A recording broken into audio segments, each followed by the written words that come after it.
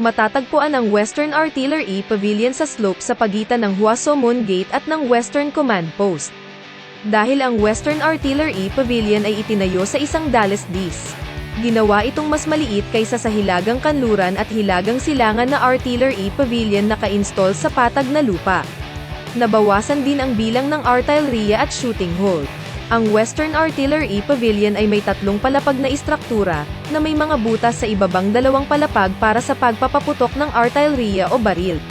May pavilion sa itaas na palapag.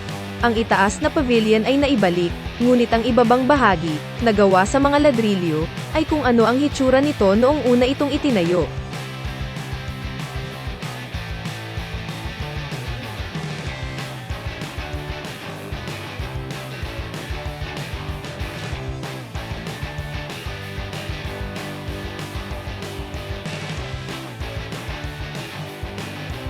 Isang artillery pavilion, na tinatawag na pulo sa Korean, ay isang panlabas na nakaukit na istruktura na may pavilion sa loob kung saan naka-install ang artillery para gamitin sa pag-atake sa kaaway may mga kanyan.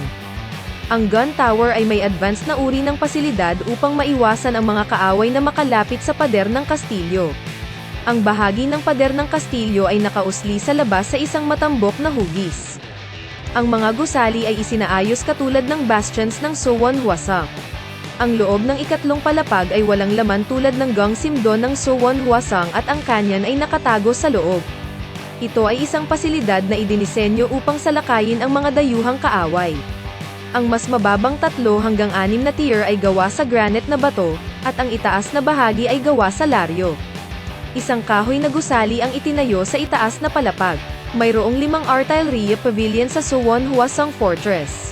Karaniwan, ang sukat ay nadagdagan sa patag na lupa at ito ay nabawasan sa mga dalasdis. Ang artillery pavilion ng Suwon Hwasong ay itinayo na may iba't ibang laki at taas ng bawat palapag depende sa lupain at mga kondisyon sa paligid.